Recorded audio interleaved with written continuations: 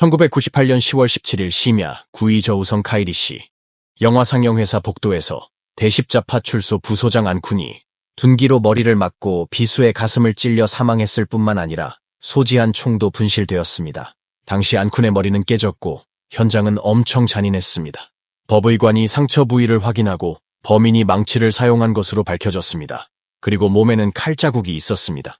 파출소 소장이 살해되었다는 소식은 마치 폭탄처럼 카일이라는 작은 산성에서 전파했습니다. 더욱 불안한 것은 소장의 총기가 분실되었다는 점이며 경찰은 사건 현장에서 용의자가 남긴 일부 발자국 외에는 더 많은 가치 있는 단서를 발견하지 못했습니다. 범인의 범행 수법이 엄청 깔끔한데 근거하여 경찰은 프로라고 생각하고 전과범들을 위주로 먼저 조사를 시작했습니다. 경찰이 범인과 잃어버린 총기를 전력으로 찾고 있을 때 다른 지역에서 몇 발의 총성이 카이리 상공을 가르고 있었습니다. 파출소 소장 살인사건 44일 후인 12월 1일 카이리에서 다시 살인사건이 발생했습니다. 당시 모 은행 카이리 지점장이었던 러구이젠의 가족 3명이 참혹하게 멸문당했고 함께 살해된 사람 중에는 이웃 류차오인도 있었습니다.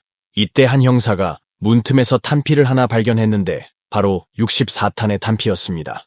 경찰이 현장 조사를 통해 발견한 바에 따르면 4명 중 2명은 총에 맞아 사망했고 다른 2명은 칼에 베어 죽은 것이었습니다. 사건 현장에서 채취한 탄피를 기술 감정한 결과 총기의 출처가 파출소 소장이 잃어버렸던 것으로 확인됐습니다. 2건의 살인사건은 전부 잃어버린 이 총과 연관됩니다. 추가 조사 결과 2 사건 현장에서 채취한 발자국과 피해자의 몸에 난 칼자국도 일치했습니다. 사건 현장에 액화가스 밸브가 열려있고 호스가 절단되어 있는 것을 보아 범인은 범죄를 은폐하기 위해 화재를 일으키려 했던 것이 분명합니다. 사건 현장은 대규모로 뒤집힌 흔적과 청소된 흔적이 있습니다. 비록 남겨진 흔적과 물증이 매우 제한적이지만 침실에서 몇 개의 의심스러운 지문을 채취했습니다. 피해자의 은행장 집에 있는 이 옷장 가장자리에는 옷걸이가 있는데 이 옷걸이 위에서 샘플을 채취한 결과 경찰은 이 지문이 범죄 용의자가 남긴 것일 가능성이 높다고 추정하고 있습니다. 이 지문들은 중요한 단서로 사용되어 경찰이 가장 중시하는 돌파구가 되었습니다.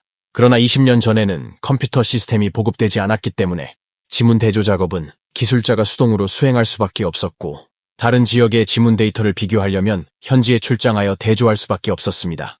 서장을 제외한 전국을 돌아다니면서 수천만 개의 지문을 대조했지만 안타깝게도 그에 맞는 인원을 찾지 못했습니다. 사건 발생 후 카이리 양아는 당시 고위층의 지시에 따라 공안부의 감독을 받아 난저우시 공안국 부국장이 이끄는 특별수사팀을 구성했습니다. 전주의 천여 명의 경찰 중 최고조에 달했을 때 수백 명의 경찰이 사건 수사에 참여했고 관련 인원은 만여 명에 달했으며 70혈건의 문서가 작성되었습니다. 그러나 이 사건은 18년 동안 계속 미제로 남아있었고 사건 현장도 이로 인해 18년 동안 유지되었습니다. 보내고 있었습니다. 어느 나라던 말이 많은 인간들은 피할 수 없습니다. 하지만 이 사건은 파출소 소장과 은행 행장의 개인적인 부적절한 사회 문제가 아니라 범죄자의 목적은 총을 빼앗기 위함이 명확합니다. 경찰이 밝힌 내용은 만약 이 은행장을 죽이는 것만이 목적이라면 총을 사용하지 않고도 문 앞이나 다른 은밀한 곳에서 쉽게 죽일 수 있다고 했습니다. 왜 굳이 이렇게 큰 위험을 무릅쓰고 대낮에 집에 들어가야 했을까요? 이건 실제 상황에 맞지 않다는 것입니다. 이유는 범인이 돈이 급하고 필요했기에 이 사건을 진행했다는 것입니다. 2016년 6월 23일 공안부는 강력한 전문가 그룹을 파견하여 18년 동안 파헤쳤던 살인사건 현장을 다시 면밀히 조사하면서 증거를 수집했습니다. 다시 조사한 결과 현장에서 몇 가지 흔적과 물증을 찾았고 이번 사건의 모든 희망은 지문이었습니다. 그래서 경찰은 다시 한번 지문 조사에 주력했습니다. 곧 기다리고 기다리던 소식이 전담반 구성원들의 귀에 전해졌습니다. 16년 11월 8일 타이장현 공안국은 구금된 구치소에서 용의자의 지문을 수집했습니다. 당시 입력 후 구이양시 공안국의 한 기술자에 의해 초기 비교가 이루어졌으며 비슷한 상황이 있었습니다. 사건이 중대하기 때문에 특별수사팀은 이 결과에 대해 신중하게 접근했습니다. 약 한 달간의 대조 확인 결과 경찰은 지문의 주인이 18년 전 2 사건에 연루된 범죄 용의자임을 확인했습니다. 이 지문의 주인은 심각한 규율 위반 혐의로 조사를 받은 카이리시 판자촌 개조 사무소 부주임 황덕훈입니다. 이후 전담반은 즉시 황덕훈에 대한 조사를 시작했습니다. 마지막으로 알게 된 것은 18년 전 사건이 발생했을 때 이 사람은 사업을 하고 있었고 장사가 잘 안 되면서 많은 빚을 지고 있다는 것을 알아냈습니다. 당시 경찰은 이 분석을 통해 황덕훈의 생활했던 환경과 습관과 비교적 일치함을 알았습니다. 2016년 12월 1일, 경찰은 증거를 확보한 후 황덕훈을 신문하기로 결정했습니다. 황덕훈은 당시 권총과 돈을 강탈하기 위해 피해자들을 잔인하게 살해한 범죄 사실을 인정했으며 공범인 판카이핑도 자백했습니다. 황덕훈은 1964년에 태어났습니다.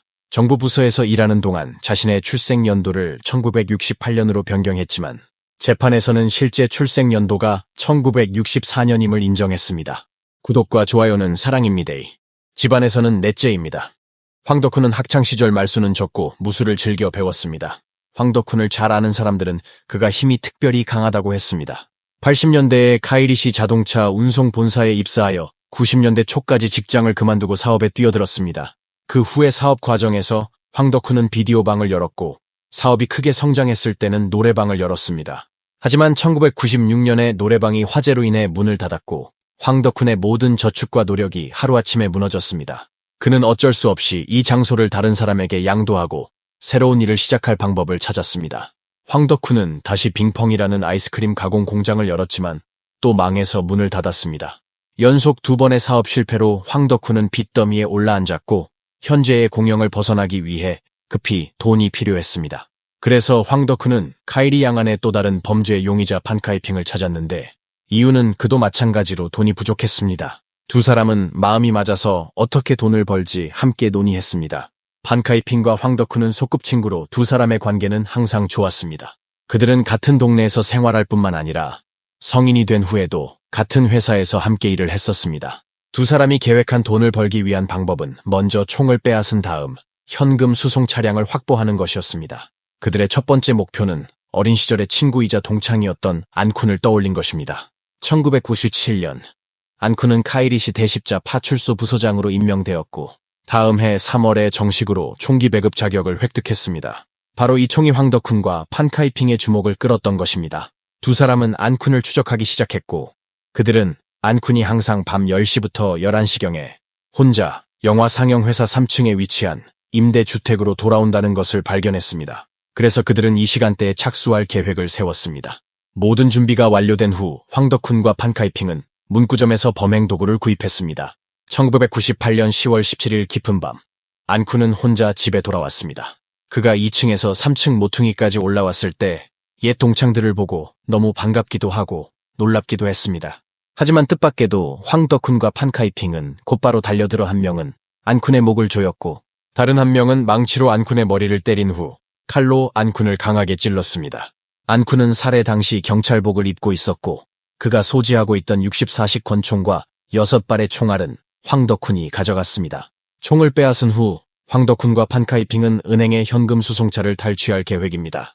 그러나 당시 파출소 부소장 안쿤 살해 사건은 카이리 지역에서 큰 파문을 일으켰고 은행 등 중요한 금융부서는 경계를 강화했습니다. 두 사람은 현금 수송 차량을 강탈하는 것이 어렵다고 생각하여 강도의 목표를 금은방으로 전환했습니다. 황덕훈 두 사람은 금은방을 목표로 하고 당시 맞은편에 있는 은행 건물에 들어가서 목표물을 점검하는 과정에서 우연히 카이리 모 은행의 은행장인 러구이젠을 보게 되었습니다. 황덕훈은 갑자기 러구이젠의 집이 부자일 것이라고 생각하여 강도의 목표를 금은방에서 러구이젠으로 바뀌었습니다. 목표를 설정한 후 그들은 러구이젠이 거주하는 418 병원 가족구역으로 향했습니다. 그들은 러구이젠이 매일 검은색 승용차를 타고 14살 된 딸을 오후 1시 20분경에 학교에 데려다 준다는 것을 발견하고 이 시간 이후에 강도짓을 할 계획입니다. 1998년 12월 1일 그들은 선물 바구니를 사서 방문하는 친척으로 위장하여 은행장의 집인 17동 오보미로에 도착했습니다.